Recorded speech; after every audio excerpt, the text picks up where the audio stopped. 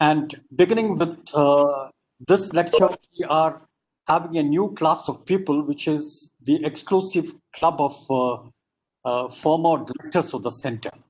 Okay, so Professor Amit Shovon is a immediate preceding director of the center. He was the 8th director of the center during 2013 to 16. Okay.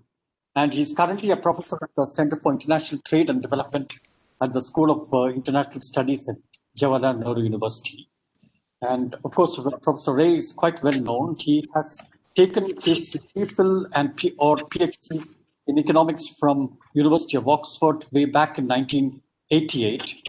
And prior to that, he has, like most famous economists, have gone to one of the most important economic centers in this country, which is Presidency College, which is now known as Presidency University.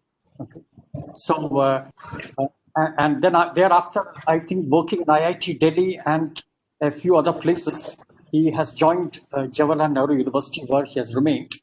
And we were privileged to have him as our 8th director in 2013, and he made very important contributions to our center, especially in its governance. And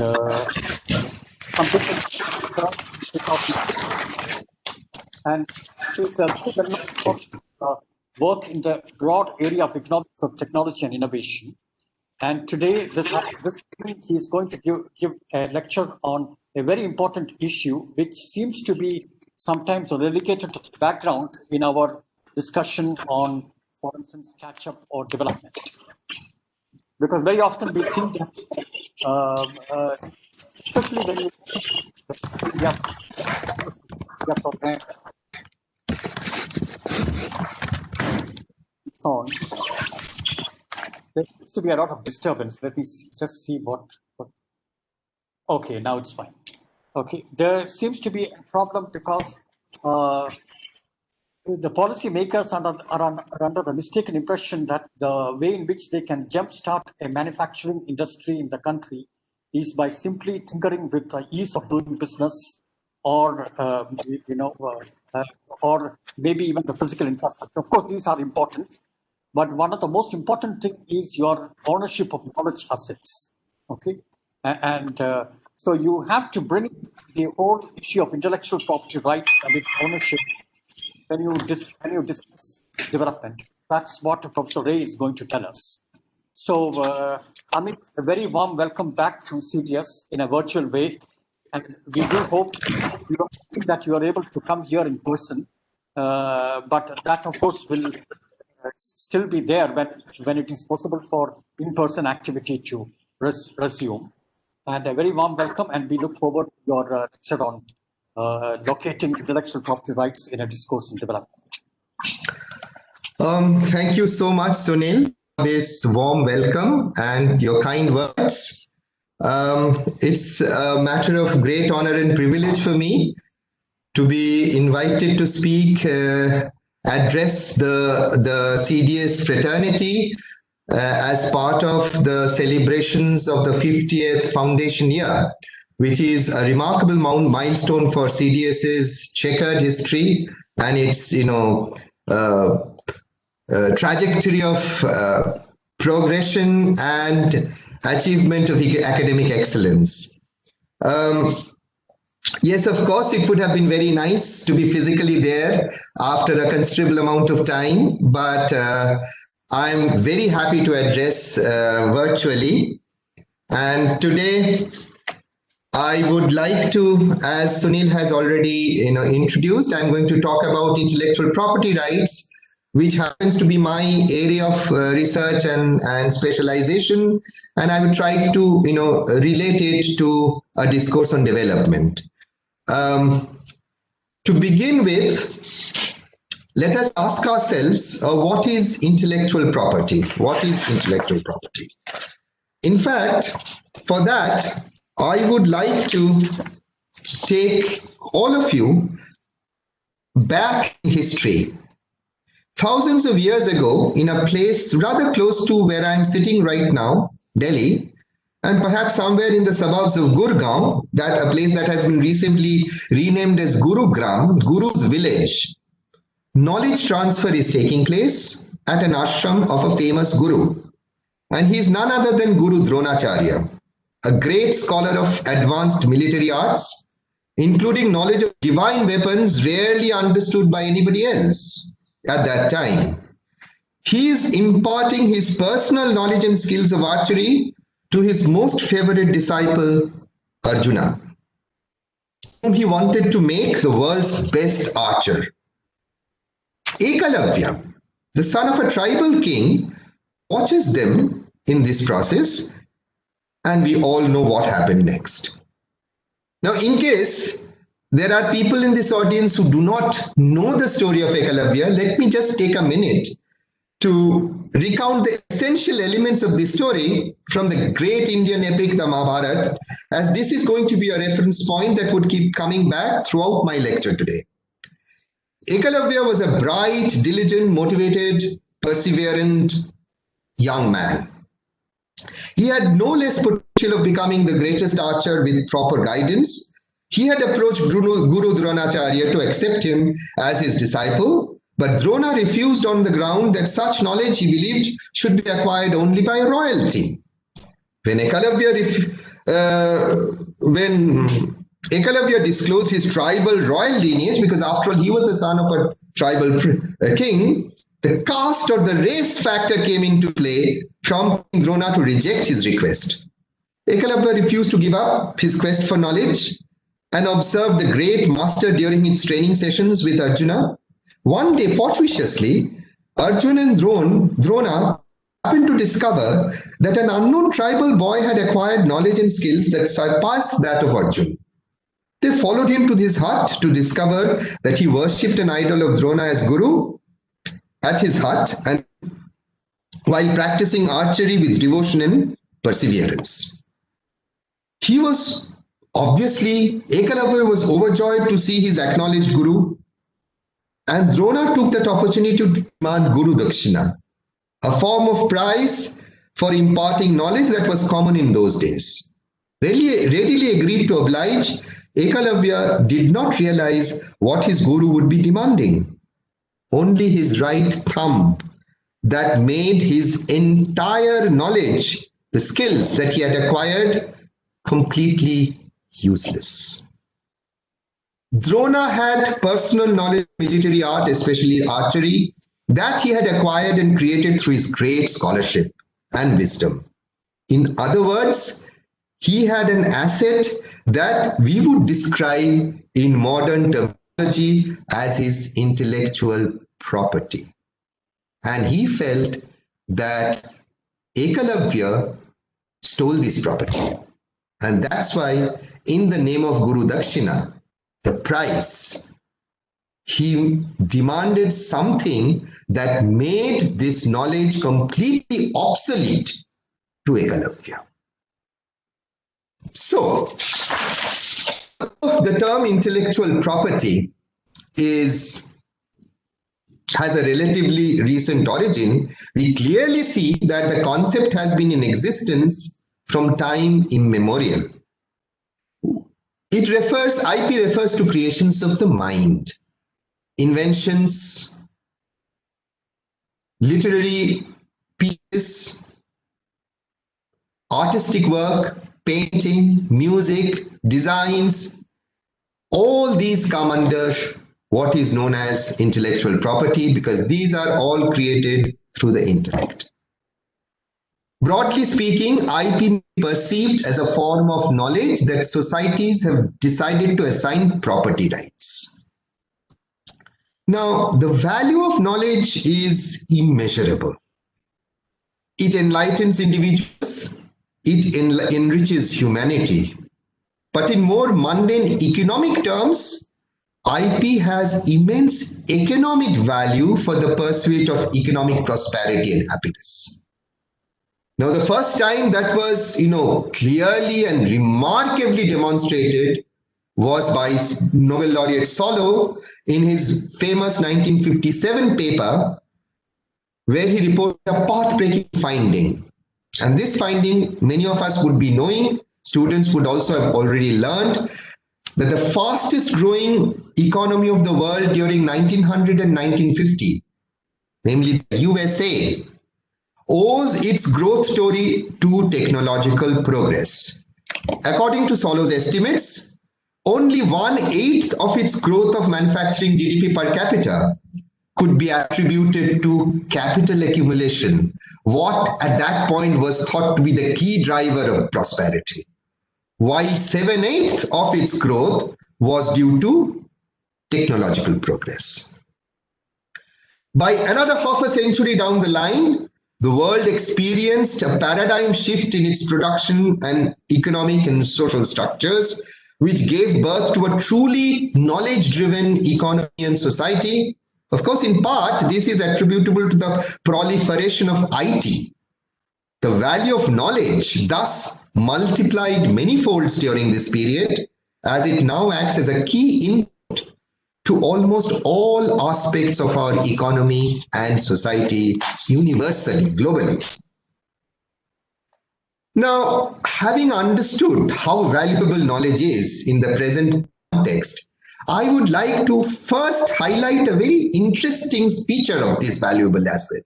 And to do that, I would like to invoke a Sanskrit slok, a hymn from Upanishads. Those who can read Sanskrit, I would not repeat it, but I will give you the translation. Knowledge is the best wealth of all. No one can steal it. The state cannot take it away. It cannot be divided among brothers. It is not heavy to carry. What an interesting way of characterizing or describing this invaluable asset. Now, there is another shlok which addresses the goddess of learning and says that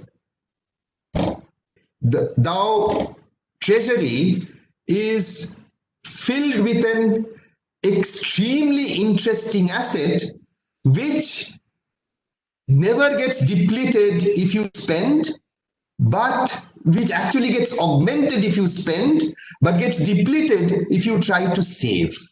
And that's knowledge, which is also very interesting. So as one consumes, spends, or distributes or shares knowledge, it expands instead of getting depleted. So with these two characters in mind, let me now talk about how knowledge is created and diffused. The knowledge creation and diffusion, knowledge doesn't fall from the sky and get immediately diffused. Knowledge must be created and knowledge must be disseminated to ignite the engine of economic and social prosperity. Knowledge creation doesn't take place in a vacuum. Specific resources must be devoted. We know in economics, we talk about knowledge production functions. We talk about investments in R&D. All this is essentially a pointer to the fact that we need specific investments in knowledge creation. Can this process of knowledge creation be left to the market? Likewise, knowledge that is created must also be disseminated to make it useful to the society. Again, the same question. Can the process of knowledge diffusion be left to the market? No, not entirely. But why? Now, let us try to understand that. But before we do that, in order to understand that, we have to understand the characteristics of knowledge. First of all, you must understand knowledge is an intangible asset. Unlike other assets, if you have property, if you have machines, all these assets are tangible assets. But knowledge is intangible in the sense it is embodied in the person creating it. Codification is possible. Of course, when I create knowledge, I can codify it to some extent, but the tacit dimension of knowledge is extremely important. This tacit dimension was first pointed out by Michael Polanyi in his work, The Tacit Dimension. He invokes the philosophical debate between Socrates and Meno on inquiry.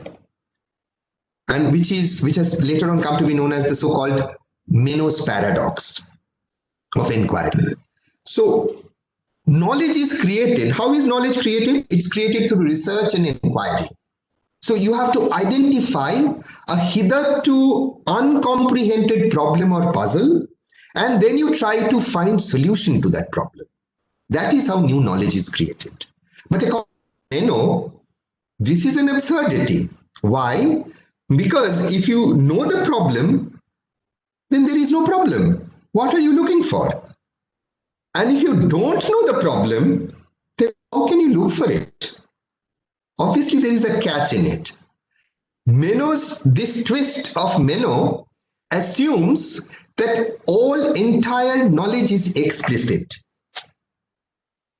But no, there is a tacit dimension, and once we acknowledge the tacit dimension, we can resolve the Menno's paradox. We know much more. What is this tacit dimension?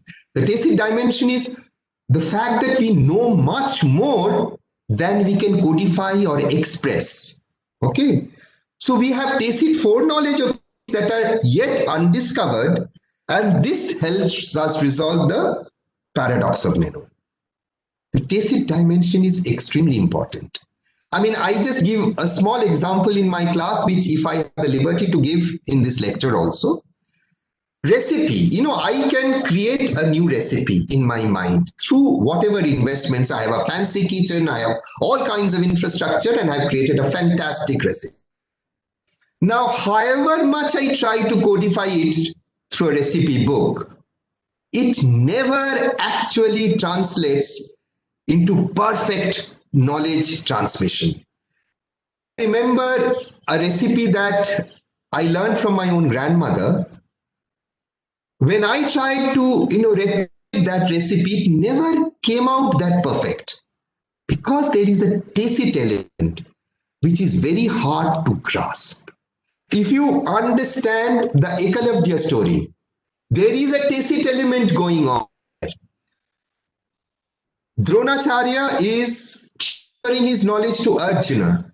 That's not entirely codified. There is a tacit element which he's trying to transfer. Ekalavya, by watching it, gets it better. Now, I create new knowledge, I write a paper. 100 people will read the paper, but not all of them will grasp the entirety of it because of this tacit element. Many people have the power to grasp the tacit element better than others. So therefore, knowledge transaction, we cannot ignore this tacit element, which we are normally unable to handle in normal market transactions. So that's one problem. The second is informational asymmetry and moral hazard. That's a standard problem. So I say I have discovered something fantastic. I mean, let's give the example of the recipe. I have discovered a recipe. Talking about recipes, I really loved Kerala food while I was there in Kerala in Trivandrum for 3 years. It's a paradise of food lovers. So, an appropriate place to talk about recipes. Now I discover a recipe of my own, which is kind of an infusion of Bengali and Malayali recipe. Okay, and I say, please take it. I'm going to sell it. It's fantastic. Now you would obviously ask that, look, tell us how you prepared it. What is the formula? And I said, oh, no, I'm not going to make that mistake, because if I disclose, then he will know, and then he will say, okay, fine, thank you very much. I don't need to have any market transaction. If I don't disclose, then you will not be sure of what you are getting. So there is clearly an informational asymmetry and associated moral hazard, which would lead to a standard market failure problem. I could give another anecdotal example in a Tagore's poem, but I'll abstain from doing that. Thirdly, knowledge has certain public good character, we all know.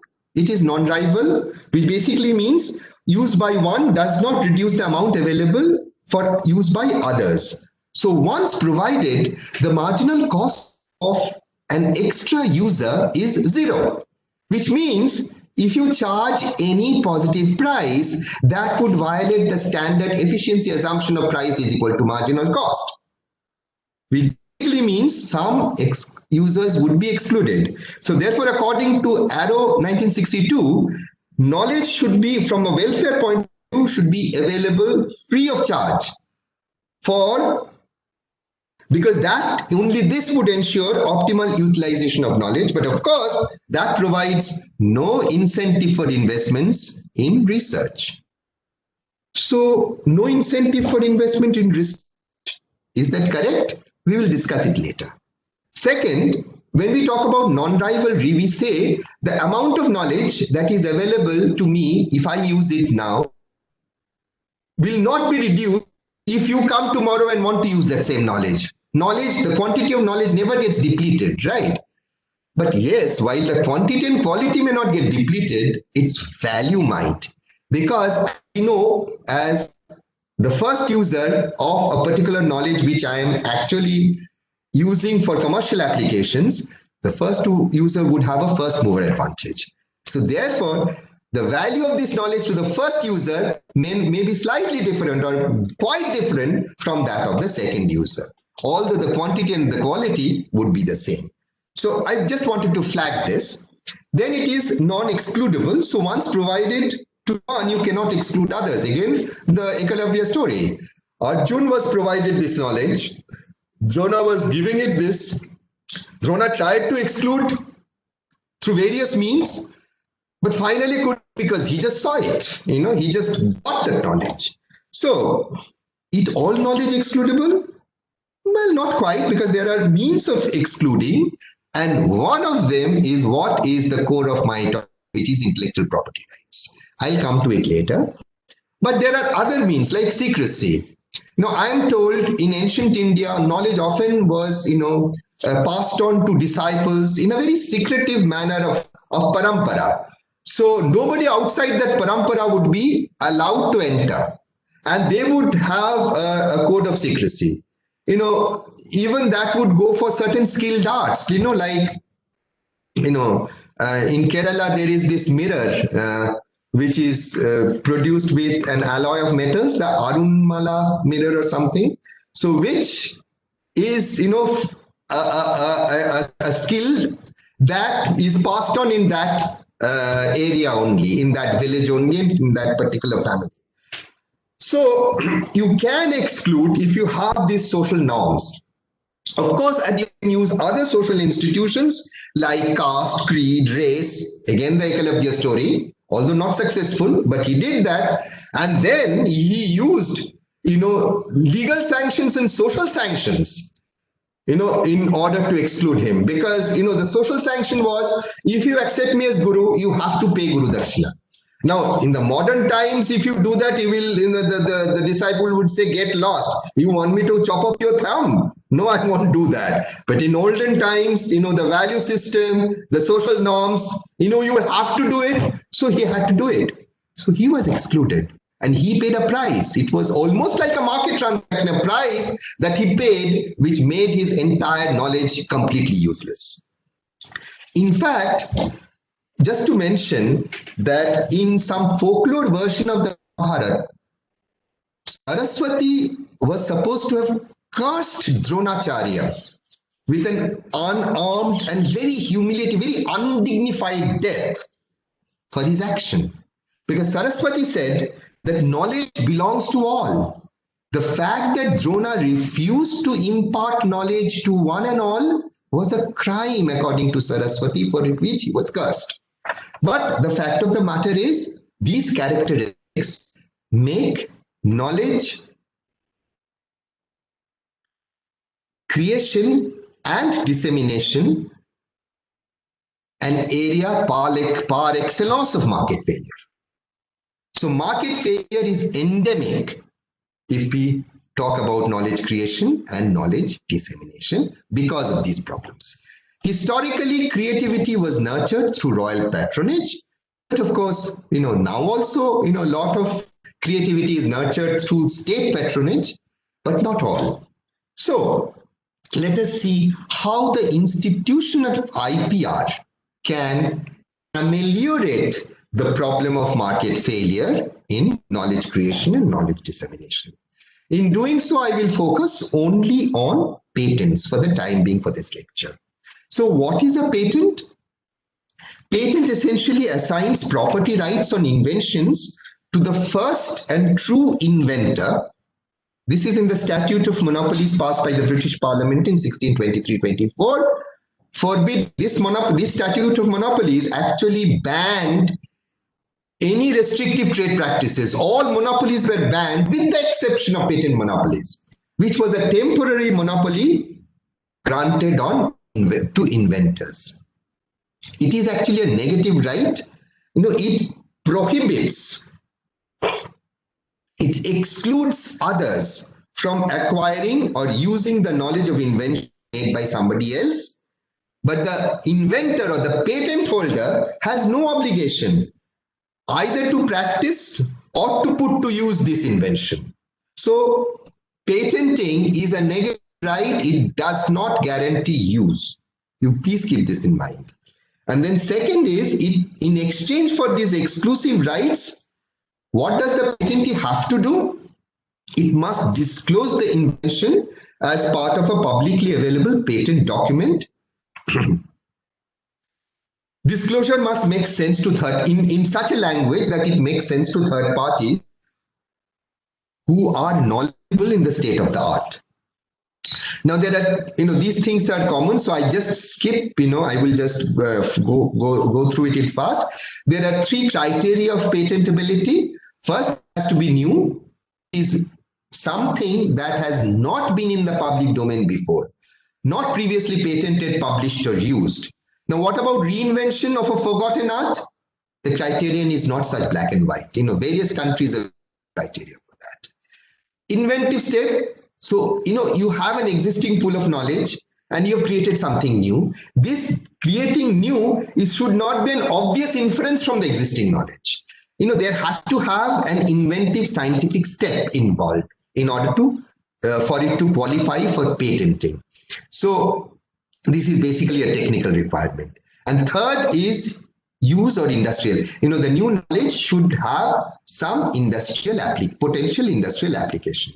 Now, what about new use of a known idea, patented idea? So you already have a new knowledge which is patented for a particular use. Now you have gone through the inventive step and discovered a new use of this. So can you patent it for this new use? Again, it is not very clear. Some countries allow, some countries don't. Now, matter and scope. What can be patented? Anything that the man creates. And there you have in one extreme the US position, and which is summarized in the US judgments of the Supreme Court in the very well-known and well-cited Diamond versus Chakravarti case, where it was pronounced that anything under the sun made by man can be patented. So even if you can create another man, if you can clone a human being, you can patent it.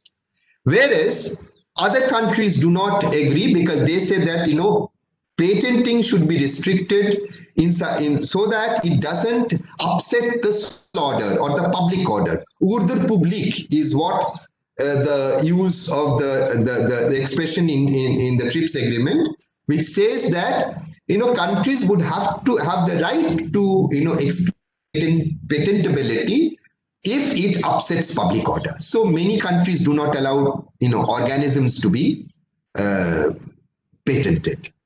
And TRIPS also allows flexibilities, for instance, animal, plant organisms, business methods, treatment, diagnostics methods, software.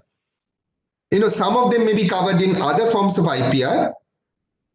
Also, how one defines novelty, there is flexibility. Now, I will quickly go through the history of the patent system.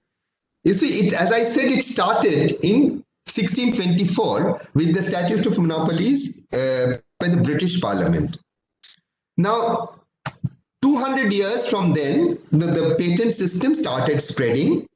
First, origin can be traced to the Republic of Venice, where they were given exclusive right of the guilds, were given exclusive rights to inventors, but the formal legislative intervention in the form of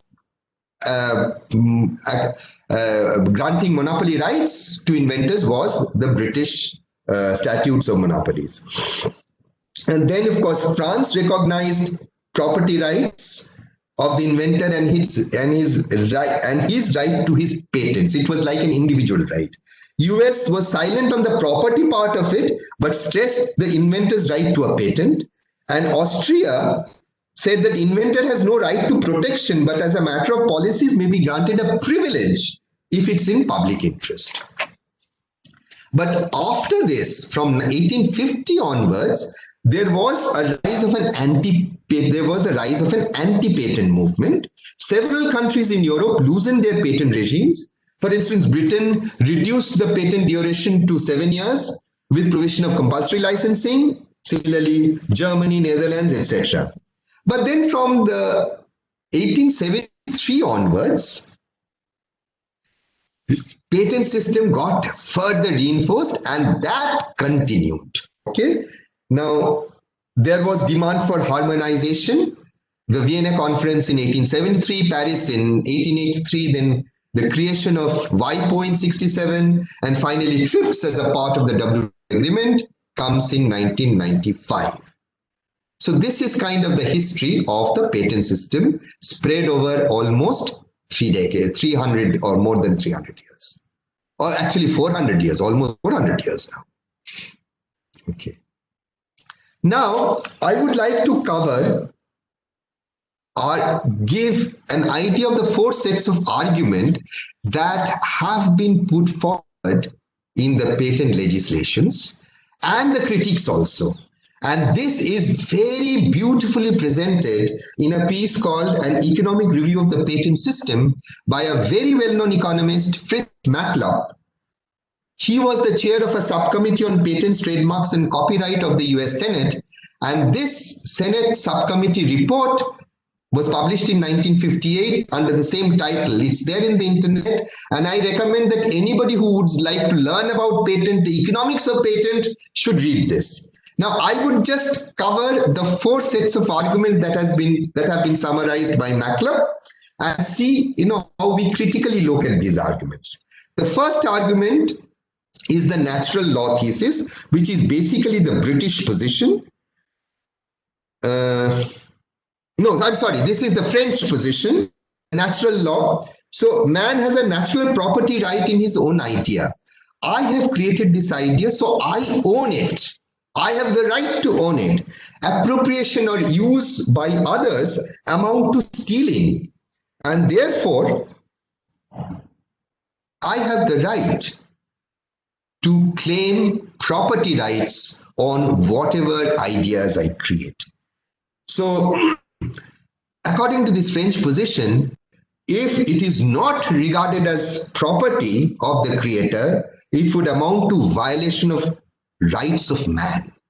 Fair enough, okay? So they are looking at it from the individual right, individual liberty and right point of view. Now there is a problem with this. What is the problem? You see, if it's a natural right, then how come it is limited in duration?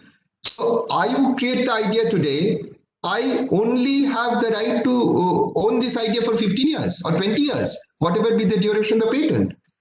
So I would still continue to own that idea, right? So how can you say that if it's a natural property right, then I should own that idea till I'm dead? So how can it be revocable? How can it be conditional? So that's one issue.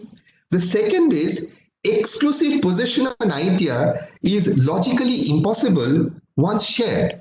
So if I decide that I would share this idea with somebody who is going to put it to use, I have shared it.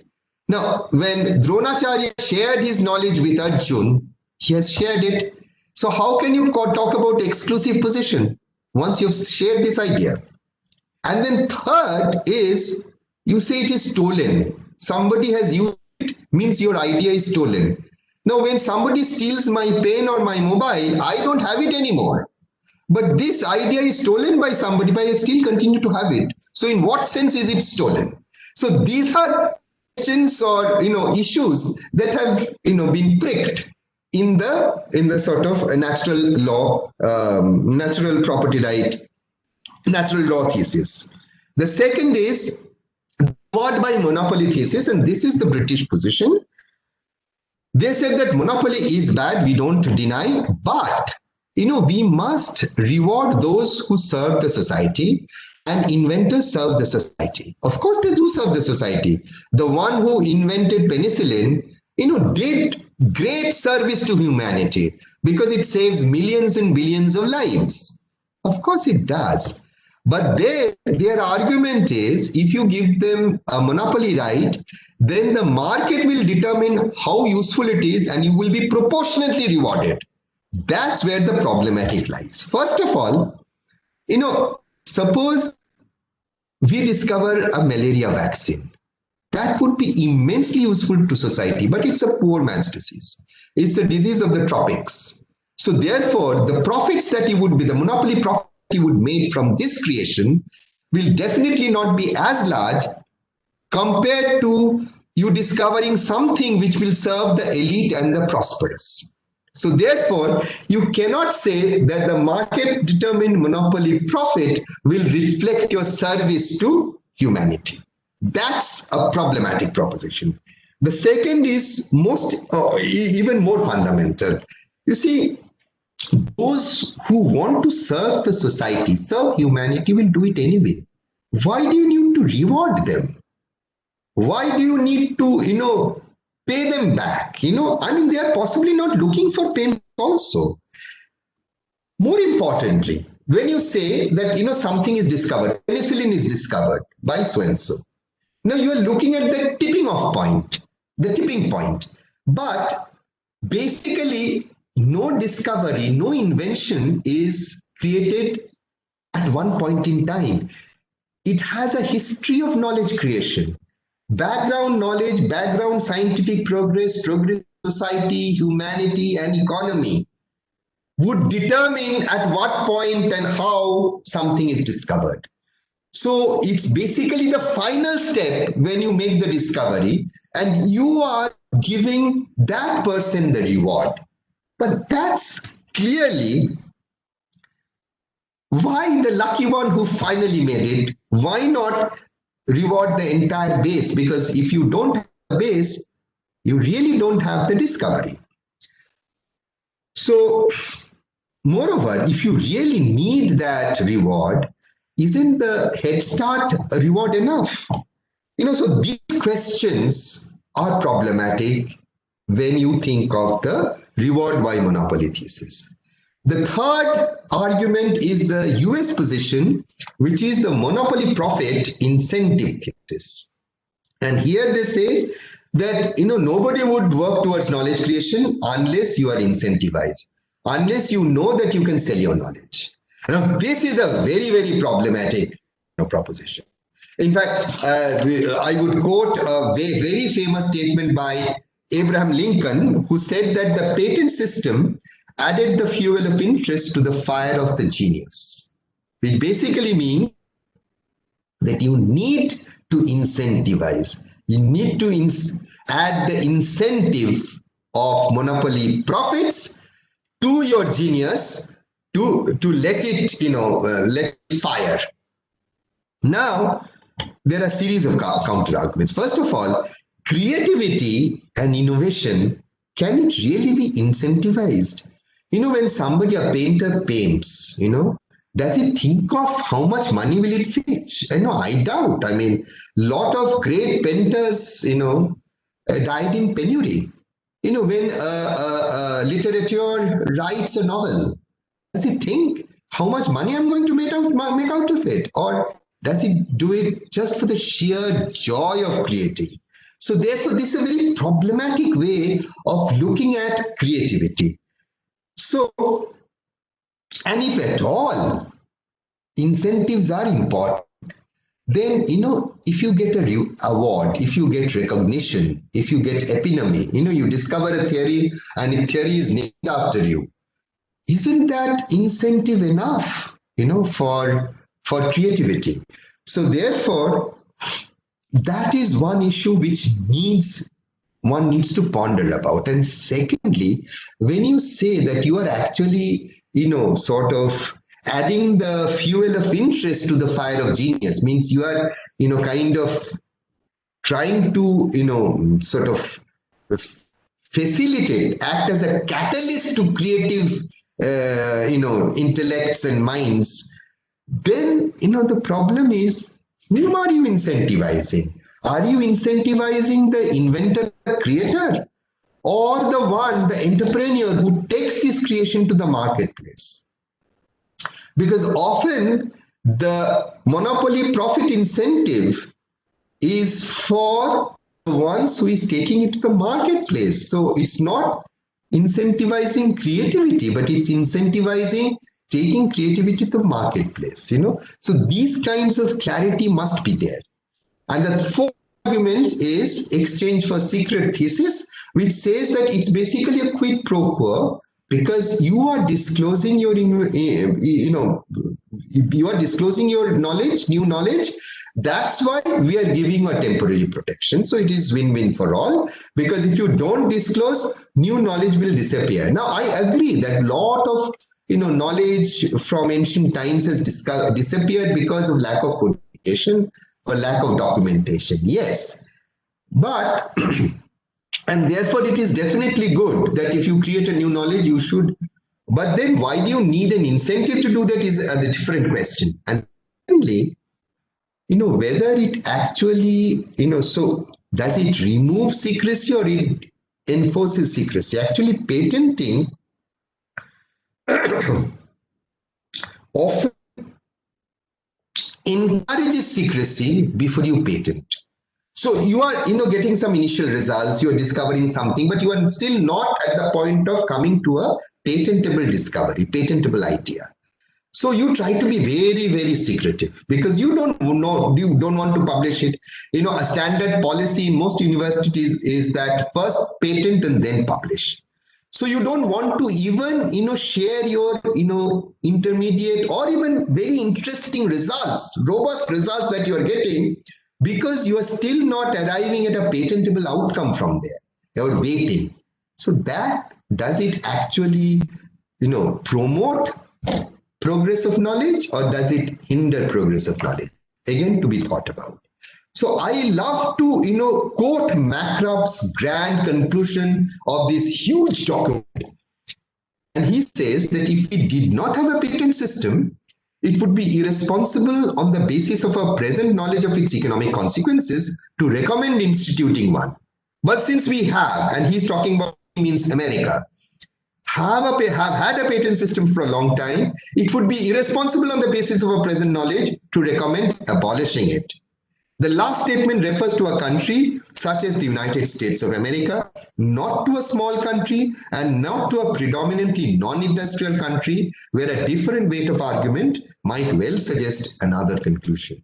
Which basically means nothing is black and white. Don't expect that knowledge creation will act as a magic formula. Now, does it solve the market failure problem? Yes, it does, but only partially, because it solves the non-excludability and the moral hazard, but it doesn't solve non-rivalry and the tacit dimension. Now I come to locating IPR in a discourse on development. Now here I would like to refer to this very well-known survey chapter, review chapter by Bisley and Ghatak in the Handbook of Development Economics, 2010, where they locate property rights in the mainstream discourse on development economics. You see, classical economists from Smith to Marx accorded a central position to the property rights, within brackets, quote unquote, production relations in the process of economic development. The core welfare results of mainstream economics concerning the role of competitive markets assume that property rights are well defined and costlessly enforced. Now, well-defined property rights will ensure market solutions. I mean, we've all heard about the tragedy of commons. And in order to avert the tragedy of commons, we must have well-defined property rights. That's the mainstream economics conclusion. But the new institutional economics, comes to a slightly different viewpoint. They highlight property rights are indeed important in shaping the trajectory of economic development. But they say that assumptions about the effective property rights,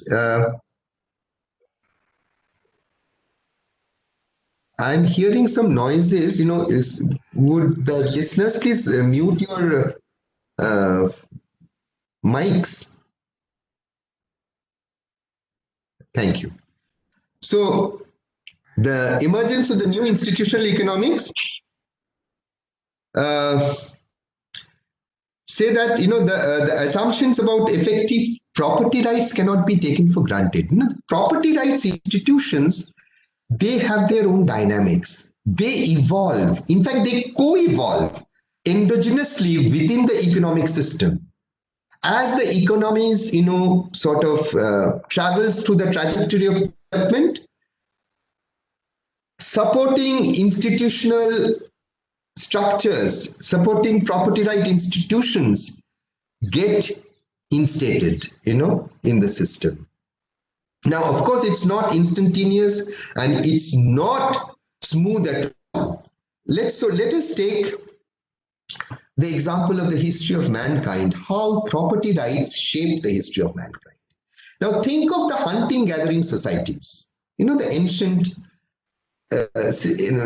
sort of pre-civilization. There men and women would rely entirely on the bounties of nature, fruits, trees, animals, bountiful.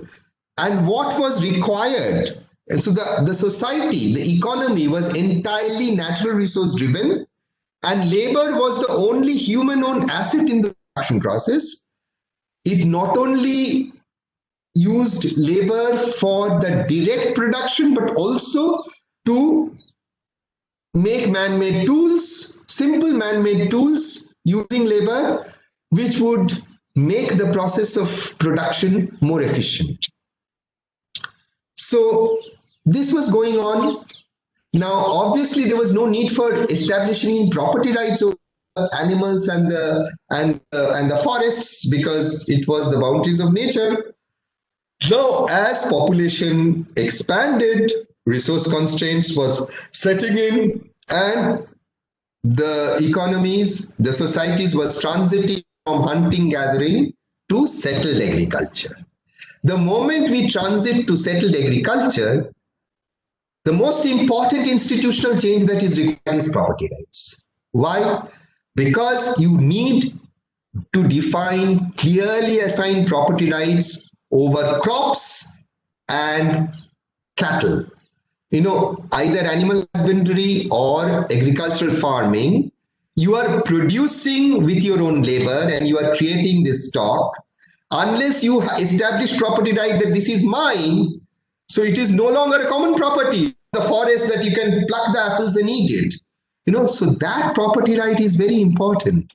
And so this was the beginning of human civilization with settled agriculture in the ancient civilization along the riversides, okay? The five great civilizations. And if you look at, how do you judge the institution of property rights? Obviously any institution of property right would have to, any institution would have to be backed by commensurate cultural and social norms. So in every civilization, in every religion, you see a major common sermon that thou shalt never steal. So which basically means the institution of property rights is firmly established within societies in order to make the transition or the paradigm shift of development from hunting gathering to settled agriculture. Then of course, you have to have property lines over land, because unless you have well-defined ownership of land, you will not make investments on that land to make it more fertile. So if you look at the history of England, feudal England, that is where feudalism started. Feudal England, where you would see the enclosure movement, the preceded the Industrial Revolution, and that actually led to the Agricultural Revolution, which set the stage for the Industrial Revolution.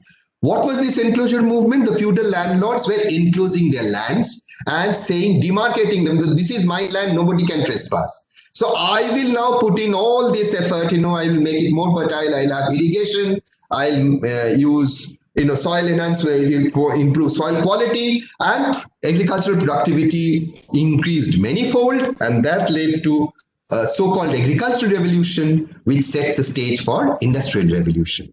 Okay, so now property rights on land. Now, ownership of the means of production has been a key factor in each stage of development, and that defined the power relations. So if we think of the classical era, think of the ancient civilization of the Greeks and the Egyptians, labor was the most powerful key asset. So ownership of labor in the form of slavery institution existed. And that would be the key to economic prosperity. Then, of course, land in the feudal era, ownership of land. Then you think of the colonial era, where people were moving out to explore more land. They were going to the North American, South American, Australia to acquire more and more land, and also labor, because the more land they had to also have labor from Africa to work in those lands. So again, slavery. Now you think of an institution of slavery, which gives property rights on others' labor.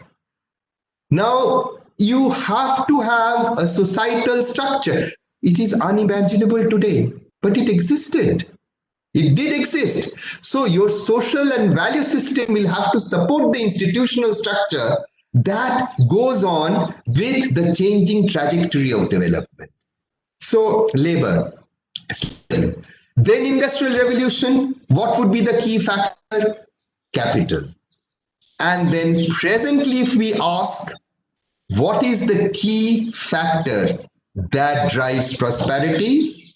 One would definitely answer saying knowledge. So, ownership of capital was important. That defined the powerful class, and then now knowledge. So, in feudal days, it was the landowners, then the capitalists, and then now the owners of intellectual property rights. Now, there is slightly problematic in this, because I'll come to that in a minute. You see, when this transition takes place and the economy moves from one trajectory to another, and the institution would have to change, there is tremendous conflict, there is tremendous confusion, and it's not a smooth transition. I'll give you an example. When England was on the verge of industrial revolution and in the peak of industrial revolution, if you remember Ricardo model, the Ricardian trap would set in, and Ricardo's solution was please import corn, which means you have to repeal the Corn Law. The House of Lords will not pass that. Why? Because the House of Lords were the lords, the feudal lords. Now, it was in their interest to have introduced this law 200 years back when they were in power, and that is how they had power, because import of law would mean lowering of corn prices in Britain and lowering of the surplus of the feudal landlords. Now, the diktats of the Industrial Revolution, the way economic development was progressing, if you remember Ricardo model, you would hit the Ricardian trap. And the one solution that Ricardo offered was importing corn.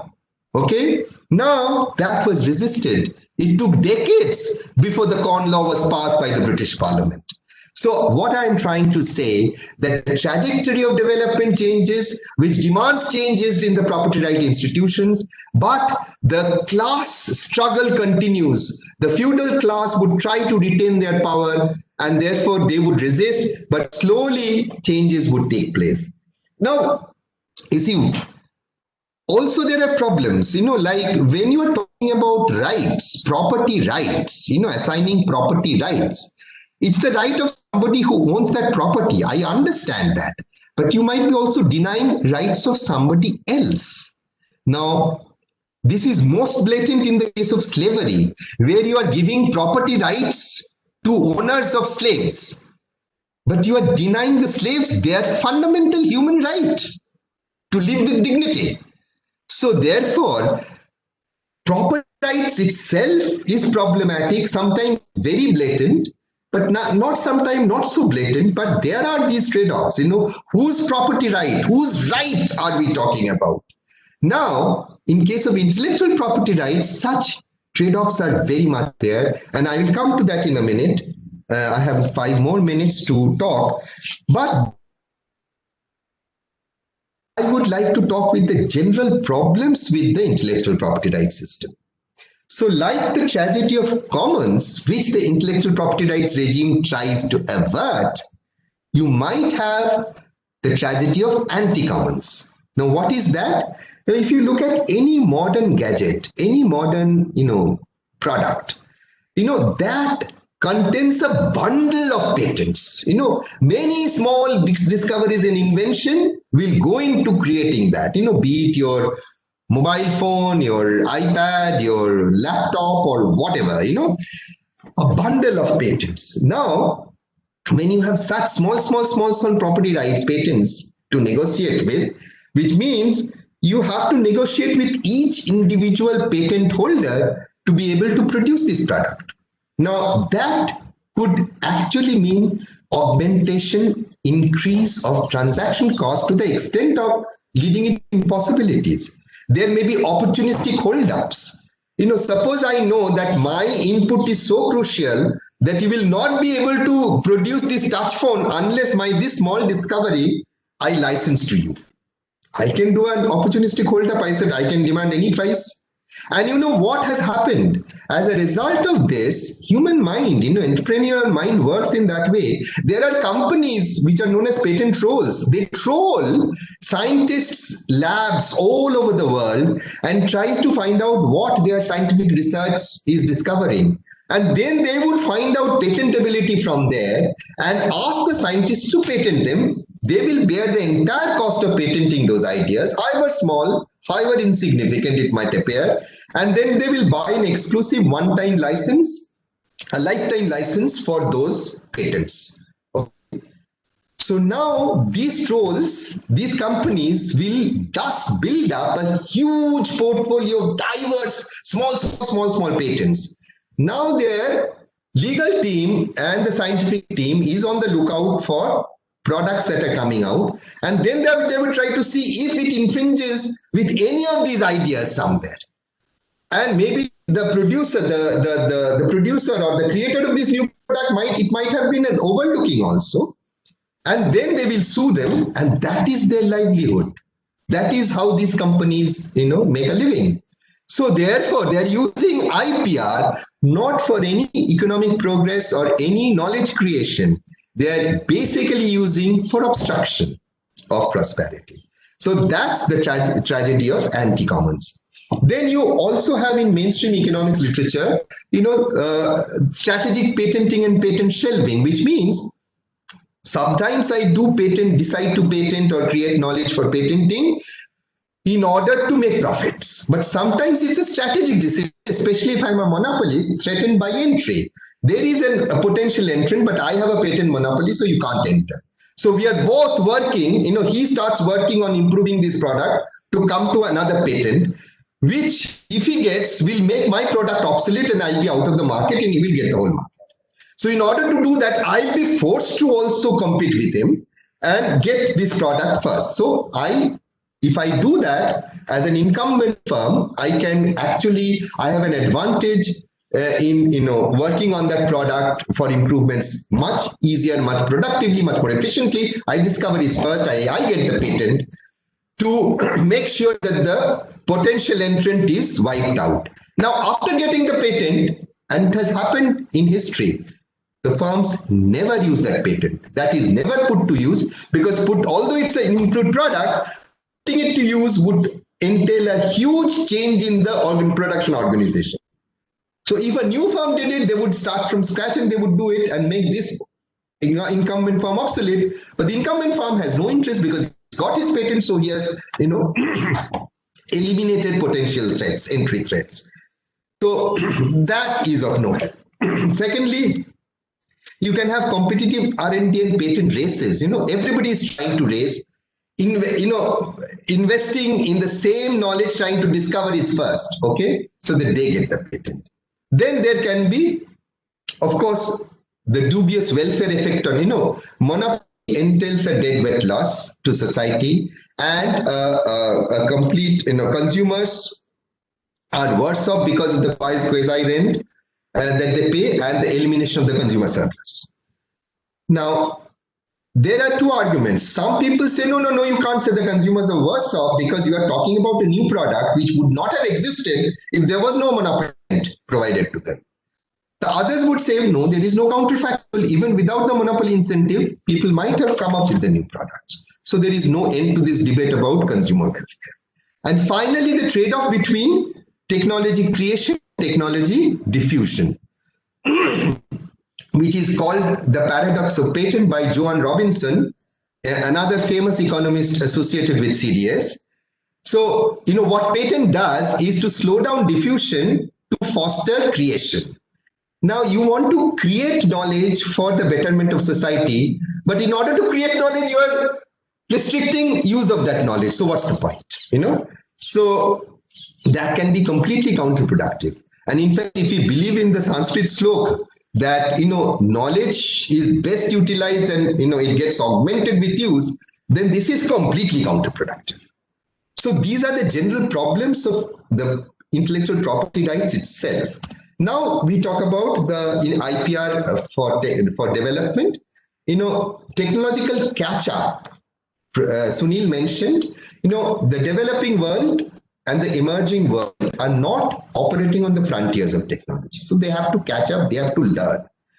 Now, in technological catch-up, IPR policy has a very significant implications for technological learning and technological capability accumulation in developing countries. However, designing an appropriate policy for driving the economy towards an optimum learning trajectory involves a very complex public choice problem due to the trade-off between, again, diffusion and innovation that it entails. Innovation and diffusion that it entails. According to Sanjay Lal, there is reason to doubt the benefits of stronger IPR for developing countries. The new TRIPS regime can promote, he was writing in 2002, can promote innovation, but at the same time, it can also restrict one of the most fruitful sources of learning and competitiveness development, namely imitation, local diffusion, and reverse engineering. A weak IPR policy would perhaps be preferred over a stronger one at the initial stages of technological learning and development. But once a country reaches technological maturity to achieve major breakthroughs, the benefits of protecting knowledge through strong IPR might outweigh the benefits of diffusion. Again, it might vary from sector to sector, because in not all sectors, you would be equally competent or adept in acquiring that technological maturity. Now, another policy dimension on development and IPR is through understanding the TRIPS and Doha Development and Agenda. And we all know that in Doha, along with other developing countries, notably Brazil and South Africa, India pushed for an explicit acknowledgement of the primacy of the member countries' right to protect public health. Again, you are talking about property rights as somebody's rights of the creators versus the right to protect public health, right? That's also somebody's right, and promote access to affordable medicines. And then finally, IPR policy comes in when we think of taking knowledge being produced in public funded institutions to the marketplace. Now, if you look at the major discoveries, major patentable discoveries in the world in the last 100 years or so, many of them, the top 10 of them, would find their sources, origins in university laboratories in the US, UK, or Europe. So a lot of such, and obviously the developing and emerging countries are still at a very nascent stage of such creation, but lot of new ideas are being created in these places.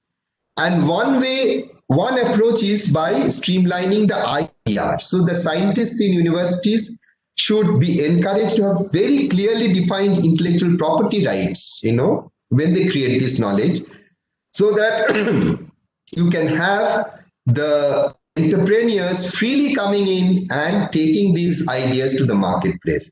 If the IPR's framework is clumsy, then they would be reluctant to touch your ideas. Now, that was the position that US took in 1980 with the enactment of the Bayh-Dole Act. The evidence from the US is quite mixed.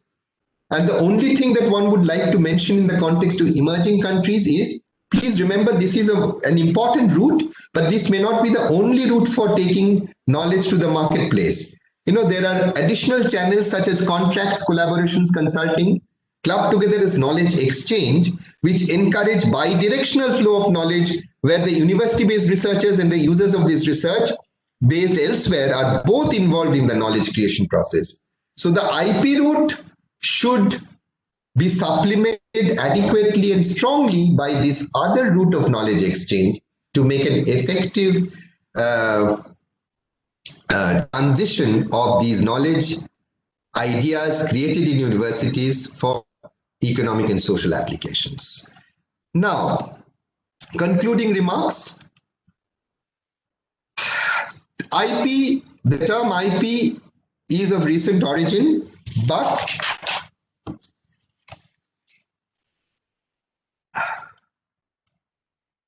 just one second. Oops. But the concept of IP and the possessiveness of IP owners existed from time immemorial. They obviously devised various social, institutional, and cultural norms to maintain exclusive ownership, of intellectual property. So this is not something absolutely new. Secondly, assigning property rights to knowledge will solve all market failure problems. No, that is a very highly problematic expectation. Third, IP model may be effective in limited contexts. One size fits all is certainly not acceptable while designing an IP policy for development. And fourth, by and large, I echo the sentiment of many thinkers in emphasizing the importance of free flow of knowledge, unhindered by IPR, and endorse universal access to knowledge as a universal right in pursuing a development agenda, whichever way we may define it. In fact, like a true Bengali, I cannot but help quoting our great thinker Rabindranath Tagore to summarize my concluding sentiments. And I couldn't think of a more appropriate quote to conclude this lecture at CDS, where the mind is without fear and the head is held high, where knowledge is free. Thank you. Thank you, Amit, for this very wonderful lecture. Now, would you mind taking questions? No, of course not. Absolutely. I would love to have questions. Yeah. Okay, now, how do I stop sharing? Oh, stop sharing. Okay, I have stopped sharing now. Let's see. Okay, now the floor is open and people could ask questions and all. If you could please ask them to introduce themselves when they ask the questions. Yes. And you can also put your questions in the chat box if you're not able to ask directly. Okay.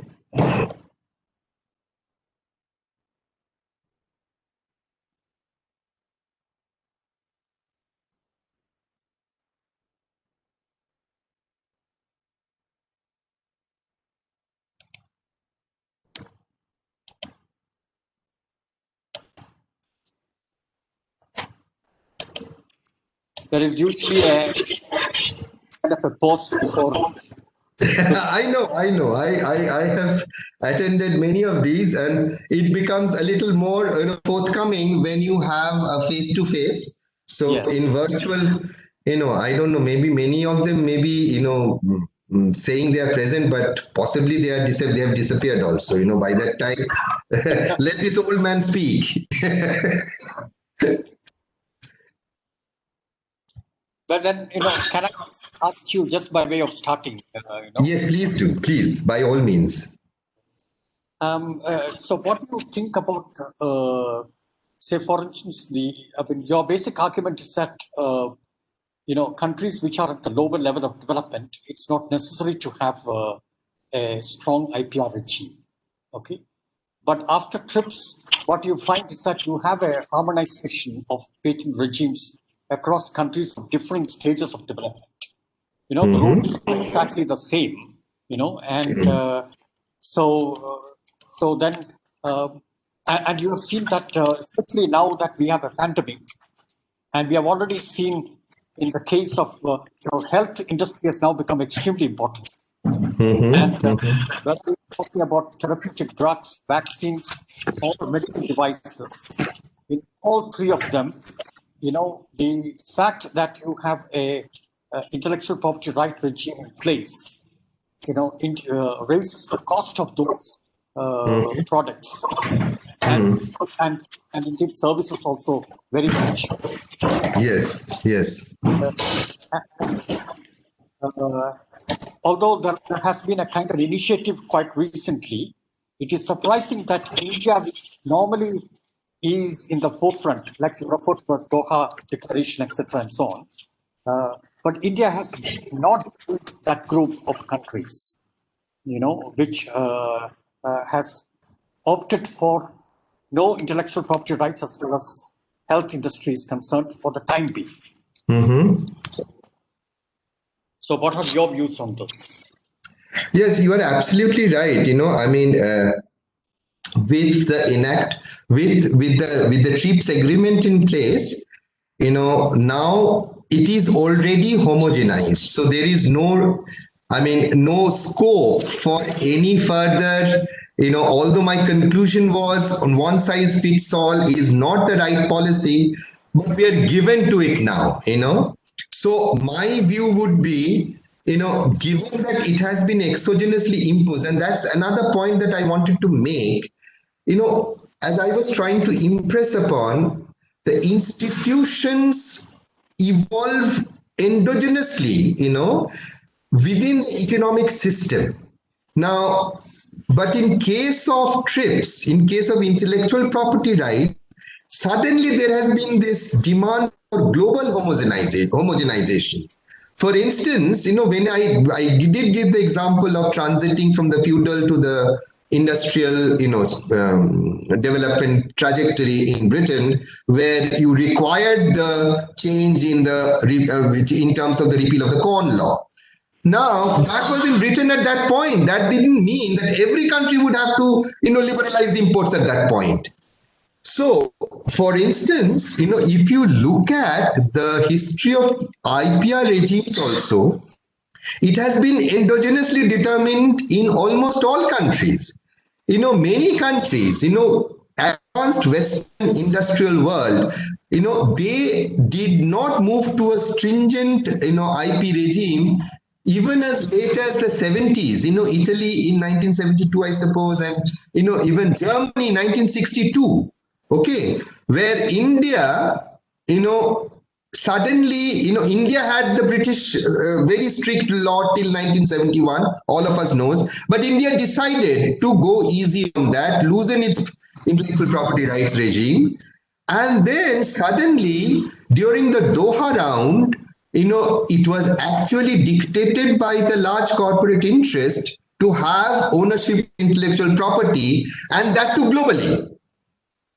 And hence, it was decided, okay, in 95, we will change this. We will give some flexibility for some countries for 10 years and another group of countries for 10 years. Now, who decides these magic 10 years? Who decides that Bangladesh will take 20 years to do the catch-up and India will take 10 years to do the catch-up?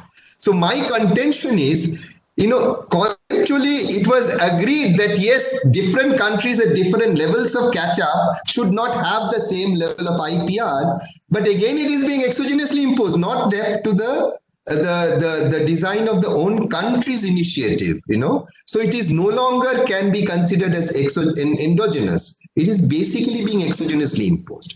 Now, having said that, Yes, my conclusion, I would still stick to the fact that it should be endogenous. Institutions should be endogenously determined, not exogenously determined by the diktat of a world order. And number two, but having being a party or a signatory to WTO now, TRIPS now, we try to see how much we can make in terms of how much we can do in terms of the flexibilities that are offered to us. So for instance, we have flexibility in terms of defining patentability, in terms of defining, in terms of compulsory licensing and parallel imports. So I think these are the things that the emerging and the developing countries should start working and negotiating on. Okay, so if this is a pandemic and this is going to pose a threat, so Indian, the countries where emerging, where we are capable of doing a quick reverse engineering and being able to come up with a generic version, we should be allowed compulsory licensing, and we should be allowed, and other poorer countries should be allowed parallel imports. So otherwise you can imagine this is a global public bad. The coronavirus has exposed the global public good character of health. So it transgresses boundaries. It doesn't stop, because, worse than the Spanish flu of 1920s. Now, unless we have collective action, if in any part of the world, every part of the world is now connected. So unless we remove it completely, this kind of a price barrier, I'm sure at the highest policy level and highest multilateral level, they would be thinking about it. Thank you. There was a question, I think, right? Somebody had, where is the chat box? No,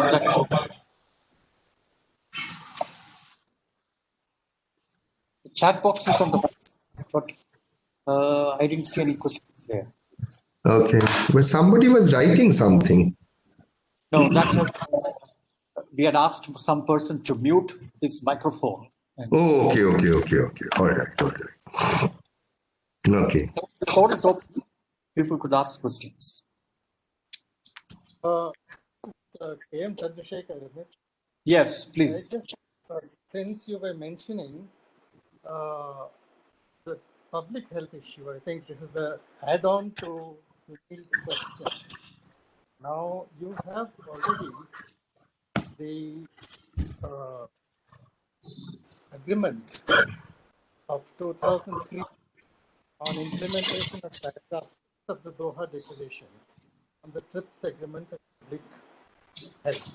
Now, the obligations of the supporting member under Article 31F of the TRIPS agreement shall be waived with respect to the of a compulsory license to the extent necessary for the purposes of production of a pharmaceutical product and its export to an eligible importing member in accordance with the terms set out below in this paragraph.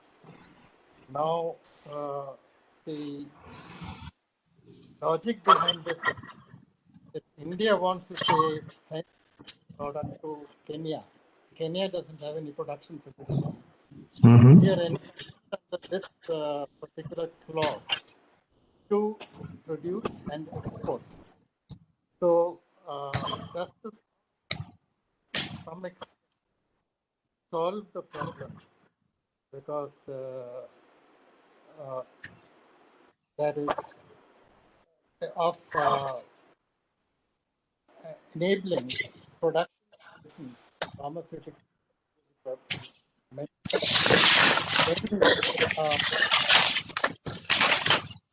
export to another developing country.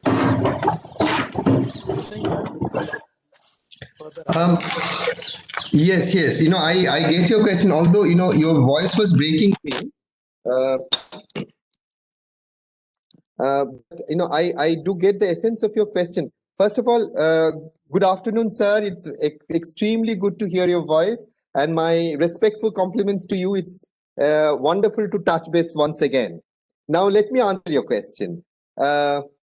I feel that, yes, this is the right time for the entire world to come together to invoke the Doha Development Agenda clauses. And there, India would be able to, show some leadership role, provided, as I said, it develops the production facility and the production capability of vaccines or the drugs that are being discovered globally. So instead of trying to sort of, discover our own drug, which we have not been able to, so far, from the 2000s onwards, we are hearing that Indian pharmaceutical industry is going to make a paradigm shift. It is going to be on the forefront of new drug discovery research, but nothing of substance has come out. None of the blockbuster drugs, not to say the least, none of any drugs of any major impact has come out of Indian labs. Now, so therefore, I would certainly think that this is time for India to again get back to its production capabilities, to be able to master the new, wherever it comes, the new drug, so that it can create a generic version at a much lesser cost and be able to supply it to the least developed countries who do not have the production capabilities. Yes, I think this would be definitely the ideal scenario, and I'm sure policymakers would be, globally would be, including the WHO, would be working towards this direction, because as we know that India has come to be known as the global generic pharmacy, so it does supply generics to the world, even now to advanced markets like the US and Europe, but even with such very stringent quality norms. So therefore, I think at this juncture, India should come forward and try to develop this capability.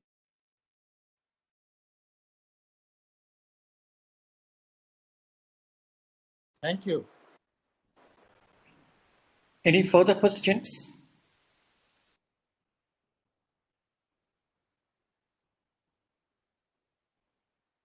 I think, Amit, you seem to have answered all the which people have.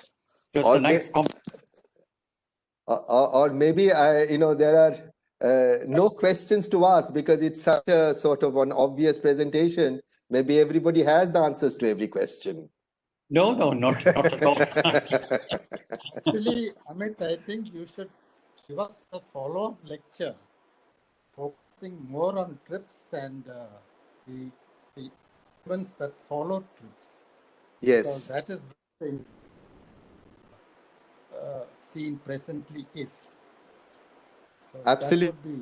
Yeah, I would then love to work on that because, because the current situation demands a very closer look at the post-Doha developments, although not much has been achieved, as you know. I mean, WTO got a bit in a cold sort of storage, but yes, one now has to look at the elements of the post-Doha declarations and see where we stand. In fact, that's it. I would love to do that. If I come up with anything, I will keep in touch with Sunil, and I would possibly in the next couple of months or so, maybe I can have another presentation. That's not a problem, sir. But thank you very much, sir. And I would urge Sunil to see if he can put another follow-up lecture into a schedule. Yes, of course. We will do anything to get Amit back here. Can I ask? Yes, please. This is Beena. Hello, Beena. Nice to hear wonderful lecture. I just wanted to ask you, because one point even Sanjay Lal argues that unless you reach to a stage or level of technology, you won't be really able to benefit out of this IPR regime or these rights, intellectual property rights. So, but at the same time, while concluding, you were saying that you wanted to work out something within this WTO regime.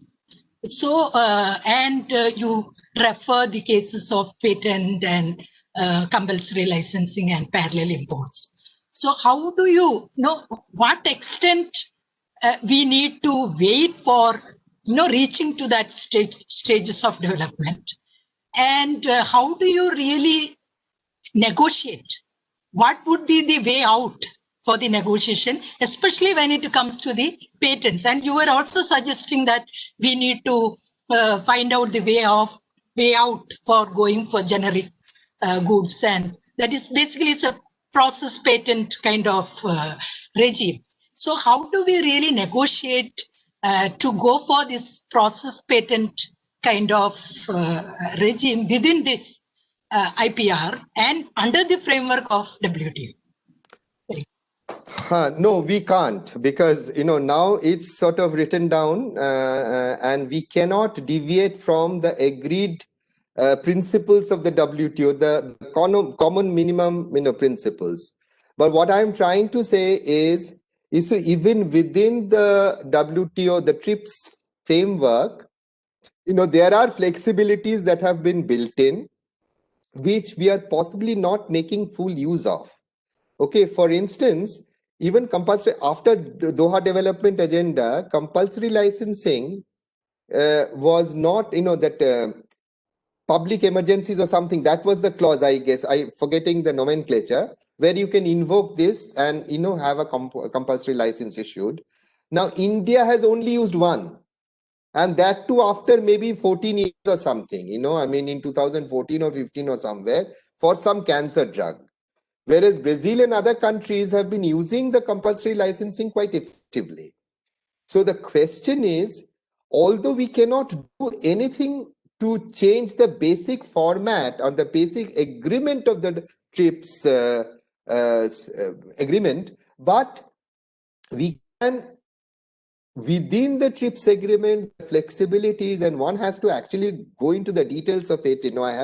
Now it's quite rusted. I have not worked on it for some time, but there are flexibilities which are built in, which we should more liberally use, because that is within our control. And that's what I would like to put in. For instance, even the novelty clause, India was taken to the dispute settlement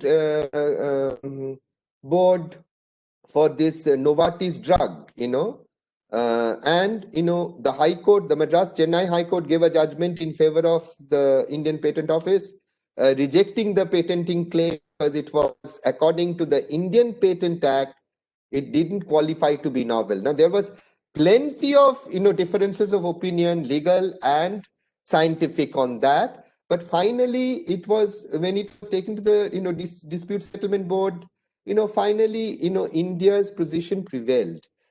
Obviously, people argue that there may be political economy factors, persuading Novartis not to follow it too much, etc.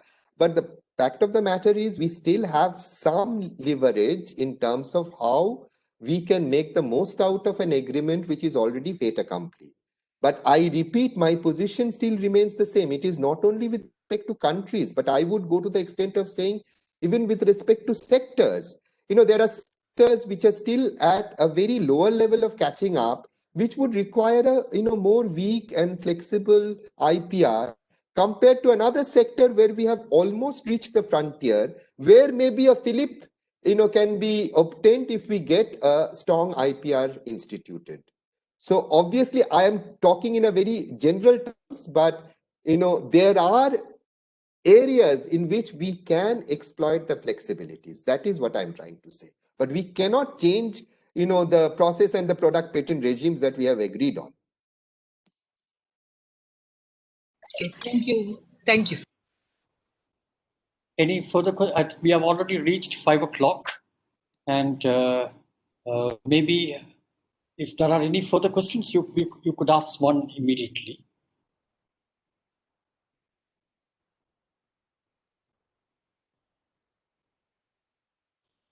It looks like there are no further questions. Okay. So, Amit, I think thank you so much for sparing your very valuable time. And I can see that you are eligible for a nice cup of tea. I'm so sorry. Which I'll make myself in my office. No, it should be coffee, not tea. Absolutely. Okay. Because I don't have Ajay. Ajay here with me, so I'll make it myself. You know, I have all the Yes. wherewithal in my office, you know. Yes. But Very much, you know, Sunil. yes. Yes. We look forward to having you here, and also the next lecture sometime, you know, when it's mutually convenient. Absolutely, absolutely, I will. Thank you so much. It was lovely being here. Yes. Thank you. Thank you very much, and have a nice evening. Okay. Thank Bye. you. Goodbye. Goodbye to all. So I'm now concluding this session. Okay. Thank you. Bye.